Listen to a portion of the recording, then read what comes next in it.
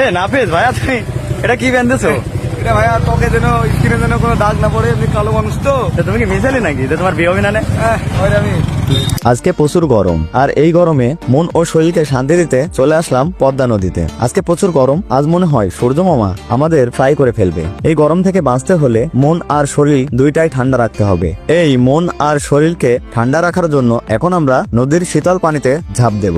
এত ভাই বিরাদার সবাই একসাথে নদীতে গোসল করার মজাই আলাদা। এখানে শুধু আমরাই না, অনেক মানুষই এসেছেন ঠান্ডা হতে। এই জায়গা শুধু ঠান্ডা হওয়ার জন্য না, এটা পর্যটন কেন্দ্র হিসেবেও বেশ জনপ্রিয়।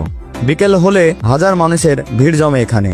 এই গরমে নদীর পানি এতটাই শীতল যে নদীতে ঝাঁপ দেওয়ার সাথে সাথে মন ও শরীর দুইটাতেই শান্তি ফিরে এসেছে। নদীতে গোসল করে যেন সমুদ্রের ফিল পাচ্ছি, যদিও আমি কখনো সমুদ্রে যাইনি। নদীর অপর প্রান্তে রয়েছে বাংলাদেশের বৃহত্তম বিদ্যুৎ কেন্দ্র রূপপুর পারমাণবিক, আর আমরা আছি লালন শাহ সেতুর নিচে। পাশেই দাঁড়িয়ে রয়েছে যুগ যুগ ধরে রেল সেতু হার্ডিং ব্রিজ। সব মিলিয়ে অসাধারণ এক অনুভূতি। আমার মনে হয় শহরের মানুষের থেকে গ্রামের মানুষ বেশি সুখী, কারণ গ্রামে সতেজ আর শান্তিতে একটু নিঃশ্বাস নেওয়া যায়। আর শহরের মানুষ এতটাই ব্যস্ত যে নিজেকে একটু সময় দেবে সেই সময়টাও তাদের কাছে নেই। শহরের যানজট, কোলাহল ও দূষিত বাতাস থেকে গ্রামই বেস্ট। শান্তিতে বাঁচতে চাইলে চলে আসুন গ্রামে, আর এই গরম থেকে মুক্তি পেতে চলে আসুন আমাদের সাথে নদীতে ঝাঁপ দিতে। গোসল শেষে বাড়ির পথে রওনা হয়ে গেলাম। এর মধ্যেই দেখি এত গরমেও মানুষ ঘুরতে বেরিয়েছে। রাস্তায় এত মানুষ কেন? ও মনেই নেই, এখন তো ঈদ। সবাইকে ঈদ মুবারক। যদিও সালামি দিতে পারলাম না, ঈদ মুবারক তো দেওয়াই যায়। আমাকেও ঈদ মুবারক দিয়েন, কিপটামো করেন না। সবার জন্য রইল প্রাণঢালা ভালোবাসা।